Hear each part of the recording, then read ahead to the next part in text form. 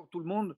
Aujourd'hui, je vais vous parler de la mise en place de Telegram comme outil numérique d'échange de communication interne, veille et aussi un petit peu externe, à la Fédération européenne de journalistes, où je suis membre du comité directeur.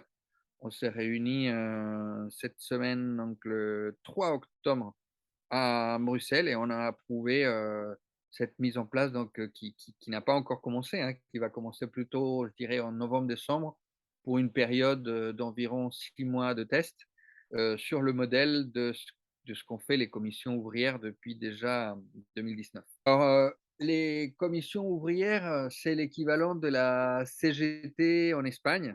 Donc c'est une confédération, vraiment à l'image de la CGT qui a le même fonctionnement en fédération et en territoire, même s'ils ont évolué sur le nombre de fédérations et ils ont un fonctionnement plus par région que par, département, mais ils se sont créés sur le modèle de la CGT française. Donc c'est vraiment la confédération, sœur, pour ne pas dire, jumelle, de la CGT, en Espagne, qui a travaillé longtemps entre 2014 et 2019, sur, l'utilisation d'un outil numérique pour, échanger, à un niveau, confédéral, fédéral et local et qui a décidé, politiquement, à partir de 2019, de n'utiliser que Telegram comme un moyen de communication, interne de flux de données, de photos, vidéos, textes, qui permettent de nourrir tous les autres, réseaux sociaux et à partir de 2019, ils ont commencé à le faire et forcément pendant la pandémie, ça a été hyper intéressant pour eux puisque, bah, ils avaient déjà un mode de fonctionnement, mis en place et quand il a fallu, se tourner que vers des outils digitaux, pendant la pandémie, bah, ils étaient déjà en place donc ça a marché, du tonnerre. Telegram, c'est plus ou moins la même chose que WhatsApp, Signal, que les outils de messagerie, plus tout ce que peut faire un Dropbox, un lieu d'échange de fichiers lourds. Les capacités, en gros, ce que nous explique le responsable espagnol qui a monté ça, heu, il nous dit que, tout ce que peuvent faire les applications de messagerie comme, WhatsApp, Signal ou d'autres, Telegram peut le faire. En revanche, les autres ne peuvent faire que 10 du potentiel de ce qu'on peut faire, avec Telegram. Donc, c'est dire à quel point c'est gigantesque. Rien en termes de capacité d'envoi, les vidéos, les photos, c'est de qualité originale, ne passe pas comme, WhatsApp qui est sur une qualité dégradée. Les vidéos, c'est du 2 gigas, et non pas juste, quelques centaines de mégas.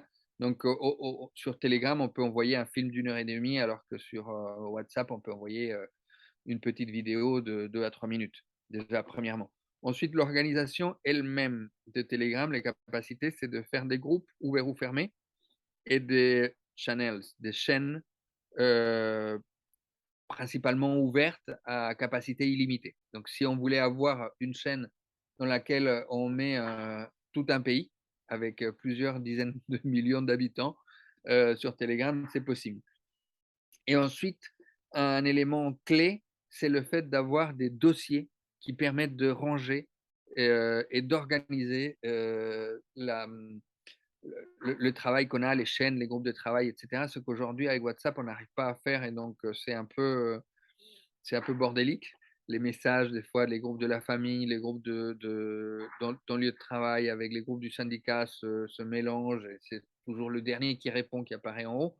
Ça, ce problème, tu ne l'as pas sur Telegram puisque, tu peux organiser par, dossier et donc tu peux mettre dans un dossier, les groupes, plus d'infos, montantes, les groupes où il y a des discussions et dans un autre dossier, les groupes d'informations descendantes, donc les groupes qui sont fermés où il n'y a que les admins, qui parlent.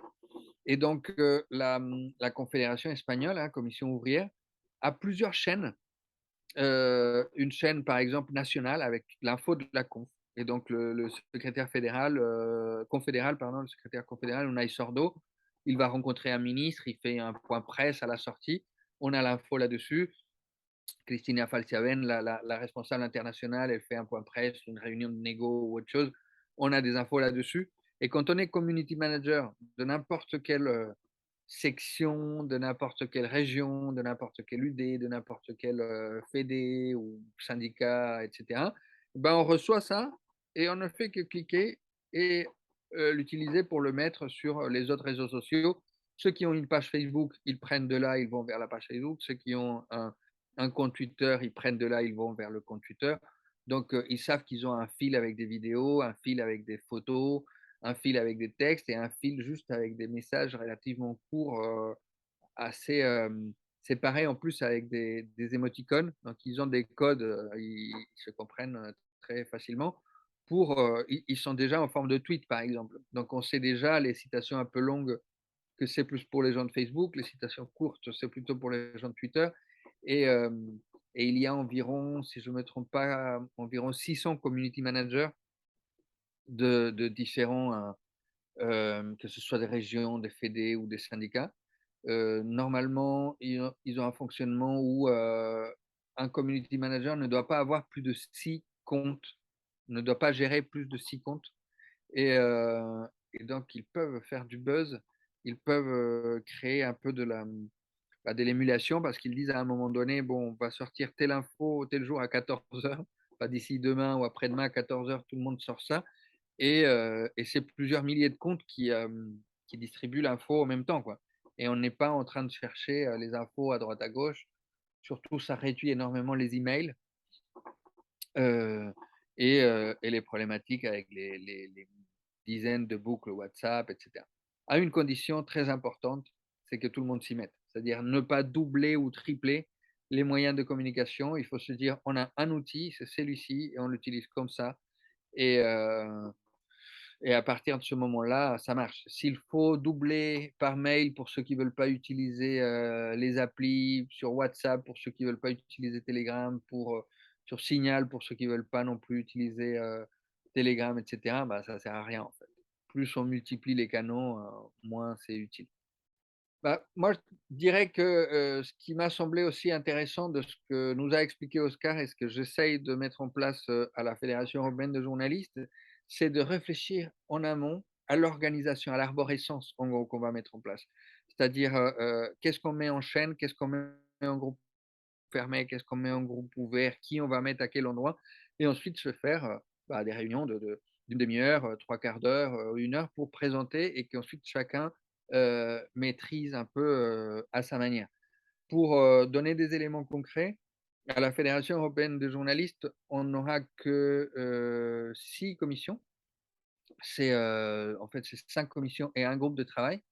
Euh, mais ils doivent être assez autonomes et ils sont composés d'une vingtaine de personnes. Donc au total, on va essayer d'organiser une centaine de personnes, mais qui sont un peu partout en Europe, donc qui ne peuvent pas se voir régulièrement si ce n'est par Zoom ou une autre appli de rencontre et qui se voient en présentiel peut-être 1 fois par an. Avant la pandémie, c'était 2 fois par an, mais là, il va y avoir sans doute plus de réunions en visio et un peu moins en présentiel, mais peut-être 1 fois avec différents groupes.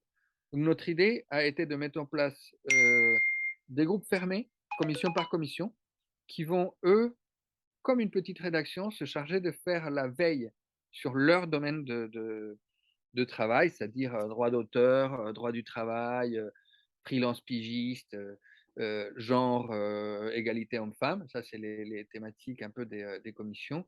Et ils travaillent en groupe fermé et ensuite ils vont mettre dans un groupe ouvert le travail de leur veille. C'est-à-dire ils vont mettre des infos et ça va nous permettre, nous, au comité directeur, de voir ce flux d'infos monter par les commissions. Et ensuite, la personne qui s'occupe de la communication va avoir tout ça comme choix pour mettre ensuite sur sa newsletter, sur le site et sur une chaîne ouverte. Il n'y aura qu'une seule chaîne ouverte au niveau de la Fédération européenne des journalistes. Tout le reste va rester plus ou moins entre nous par un groupe. Et donc, en fait, ça permet de coordonner la veille, tout simplement, qui aujourd'hui, chaque commission est changée par email et même moi, en tant que secrétaire général adjoint du SNJ-CGT, j'avais du mal à suivre ce qui se faisait dans toutes les commissions parce qu'on n'avait pas à ce moment-là de représentants dans chaque, commission. Donc voilà, on va voir un peu, comment ça marche, comment on l'utilise et l'autre truc qui est important, une question qui revient souvent, c'est et la confidentialité avec tout ça et la sécurité des données et Telegram, est-ce que c'est aussi bien crypté que Signal ou les autres? En fait, l'information qu'on utilise ou l'information qu'on partage dans ce type d'outils n'est pas une information confidentielle. C'est l'information de la com qui, à un moment donné, va se retrouver en ligne. C'est, 5 jours, une semaine avant au plus tard. Donc, si ça fuite, peu importe en fait. C'est l'endroit où on partage les tracts, l'endroit où on partage les affiches, l'endroit où on partage les vidéos et les photos qu'on va publier sur des sites. Donc, Oscar, ce qu'il nous disait, c'est, tout simplement l'information confidentielle, bah, vous la mettez sur aucune appli en fait. Si c'est confidentiel, vous le gardez sur votre disque dur ou vous en parlez directement de vive voix. Mais les applis ne sont pas faites pour, de l'info confidentielle. Les questions confidentielles, il faut les traiter de vive voix et utiliser les applis comme, des moyens de flux pour mieux coordonner et mieux communiquer.